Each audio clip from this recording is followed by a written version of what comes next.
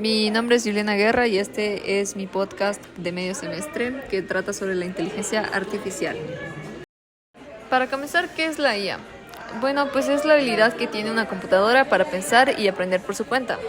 La IA también incluye varios campos en otras disciplinas como las ciencias de la computación, análisis de datos, estadística, ingeniería en software y hardware, lingüística, neurociencia e incluso filosofía y psicología. Bueno, para continuar, aquí son los puntos más importantes que encontré sobre la historia de la IA. Para empezar, en 1950, Alan Turing fue el que se planteó la pregunta si las máquinas podían pensar.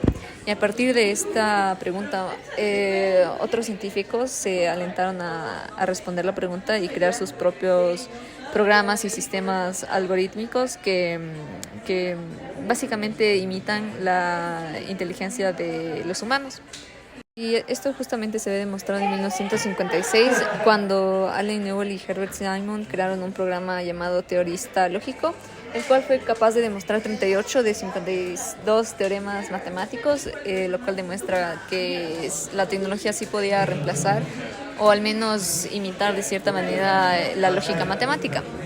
Y gracias a esto, en 1967, Frank Rosenblatt creó un nuevo programa que se basaba imitaba las redes neuronales que tenemos en nuestro cerebro para hacer que un programa aprenda nuevo contenido, nueva información a base de prueba y error.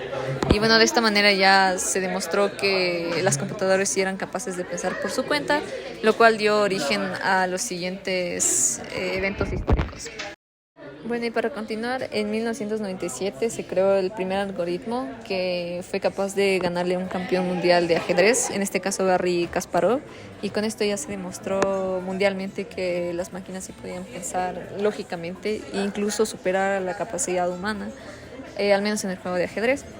Entonces, a partir de en 2004 al 2011 se popularizó el concepto de la IA y el Big Data y Cloud Computing, que básicamente son áreas de la computación que facilitan la creación de estos modelos de IA, lo cual impulsó a más científicos y desarrolladores a seguir continuando estos proyectos de IA durante 2015 y el 2024 para ayudar a crear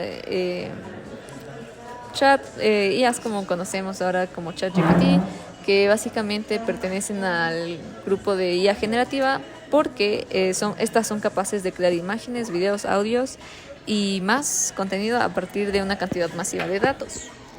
Bueno, y para continuar, ¿cómo funciona la IA generativa? Pues básicamente se compone de tres partes principales, que es la base de datos, que en este caso sería como la memoria del cerebro que tienen los humanos. La segunda parte sería los algoritmos y de aprendizaje profundo, los cuales sería el código, y en nuestro caso de humanos sería la sinapsis y nuestra capacidad de conectar información de forma cinética. Bueno, y por último se encuentran nuestras redes neuronales, que serían lo mismo que nuestro cerebro humano, nuestras redes neuronales, que nos permiten conectar información pasada o nueva y con esto desarrollar nuevo output, nuevos estímulos y crear contenido. Bueno, y ahora sí vamos a hablar de los beneficios y la importancia actual de la IA. Y bueno, ahorita se utiliza la IA normalmente para automatizar tareas mecánicas que pueden ser tediosas para los seres humanos, también para reducir el error humano. Además, ayuda a proporcionar información y predicciones basadas en análisis de datos masivos. Esto lo que hace es ayudarnos a nosotros los humanos a tomar decisiones más informadas decisiones importantes antes de cometer errores. Y además la IA también acelera la investigación y el desarrollo en el mundo de la ciencia, en la biología y la física. Por ejemplo, esto se ha demostrado bastantes veces en la biología, en el descubrimiento de nuevo ADN o la recolección de datos del mismo.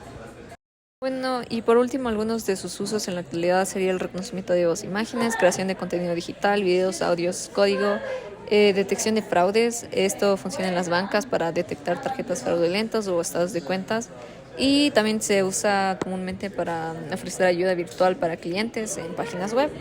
Bueno, y ahora sí se va a proceder a la entrevista con mi profesor Roberto Andrade, que me da la materia de taller en Ciencias de la Computación. Actualmente la IA tiene un impacto positivo o negativo en la sociedad.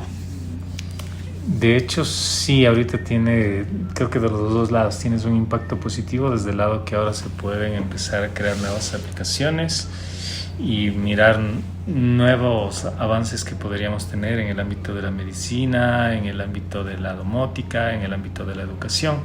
Impactos negativos sí, porque de hecho nos está aumentando la brecha digital, sobre todo en los países latinoamericanos. Ecuador, de hecho, según el índice chileno, está ahorita en el puesto 10 de 12 países, entonces va a haber también un impacto negativo al respecto. Y debido a los datos que me dio de impactos negativos, ¿usted creería que debería prohibirse o moderarse la IA para que no se reemplacen los trabajos o tener un uso más ético, por así decirlo, de la IA? Sí, es bastante interesante eso, y de hecho hay muchos debates a nivel de países al respecto de no prohibirse, pero sí empezar a regularizar el tema de la IA, ver qué temas son los que no afectarían en este caso a las personas, mirar también cómo las personas podrían desarrollar nuevas habilidades con la IA y buscar nuevas oportunidades de trabajo, pero ese es un tema de políticas públicas que hay que trabajar. Y de hecho también hay un tema en los temas de privacidad y seguridad. Entonces no tanto es prohibirse, sino empezar a regularizarlo o formalizarlo. Ya. Bueno, la siguiente pregunta es, ¿hasta qué punto la IA reemplazará el trabajo de las personas? Ok, esa es una pregunta bastante interesante que de hecho ya lo está abordando la ONU, la UNESCO y varios de los países. El tema es que sí hay ciertos trabajos operativos que la idea es que sean reemplazados, pero vas a tener trabajos como el ser docente, donde obviamente necesitas tener esta interacción con el ser humano, la psicología igual. Entonces van a haber trabajos que no son tan fácilmente reemplazados por el tema de una IA. De hecho, ya en el 2015 IBM ya tenía una IA que trabajaba en el ámbito médico y fue dado de baja por la forma tan brusca que daba las noticias a los pacientes. Entonces van a haber trabajos que quizás desaparezcan, los más operativos, pero también hay trabajos que se mantendrán todavía. El tema de las artes, por ejemplo, no puedes reemplazar el tema del artista, del pintor, del músico. O sea, son temas que sí vamos a irlos manteniendo, pero hay que ya ir pensando en nuevos trabajos. De hecho, ahora ya hay una carrera del Prompt Engineer, que es el cómo ir interactuando con la IA. Claro, cómo dar mantenimiento a la IA y demás. Cómo aprovechar, cómo sacarle más funcionalidades. Entonces no es tanto de tenerle miedo, más bien creo que es como apoyarse, como pasó con el internet, con las computadoras. No es que reemplazabas gente, sino que obviamente dejamos de usar la máquina de escribir, dejamos de usar el escribir a mano para usar ahora las computadoras. Sí, bien. ¿Es necesario desarrollar la IA con un grupo multidisciplinario? Bastante. De hecho, yo actualmente trabajo con gente de psicología en mi área de expertise, que es ciberseguridad, que aplicamos la IA y entonces siempre creo que es importante un tema multidisciplinario. No puedo hablar de IA en la educación si yo no tengo una formación de pedagogía, no puedo hablarte de la IA en jurisprudencia si yo no tengo todo el tema de conocer las leyes. Entonces de ley tienes que trabajar con temas multidisciplinarios, incluso por el tema de alguien quiere hacer un análisis predictivo sobre los embarazos en los adolescentes. Ok, hay que hacer estudios demográficos, hay que hacer estudios sociales, o sea, no es simplemente cojo, hago la herramienta y que me detecte. Entonces, claro, recolectar datos. Y procesarlos no es lo único, sino tienes que entenderlos, interpretarlos, y ahí es importante el tema de un trabajo multidisciplinario, y ahí vas a tener que trabajar con alguien de ciberseguridad que te indique si no me estoy pasando la rayita de la privacidad. Vas a necesitar a alguien jurídico para saber que no te estás metiendo en algún tema legal. Entonces, de hecho, va a ser mucho más importante el trabajo multidisciplinario. Sí, y esto se conecta justo con lo que me comentó antes de IBM, de que daba los diagnósticos de médicos muy fuertemente, por así decirlo, a los pacientes. Entonces ahí sería como implementar psicólogos. Sí, de hecho los mismos médicos dijeron, sabes que no está cumpliendo con el protocolo que tienes de atención a los pacientes, entonces hay que darlo de baja o hay que irlo interactuando. Entonces vas a necesitar de ley de trabajo multidisciplinario. Entonces, bueno, ahorita vamos a las reflexiones y conclusiones, que en este caso sería que La IA es un trabajo en progreso aún y que se necesitarían para desarrollarla tomar en cuenta varios factores para impedir su mal uso, mal prácticas, para que no reemplace trabajos, para que no se use en ocasiones incorrectas. No sé, ¿alguna otra conclusión o reflexión que...? No, sí, o sea, creo que el tema, bueno, la IA es algo que viene desde 1930. Sí. De hecho, ha tenido un boom, todavía le falta evolucionar más.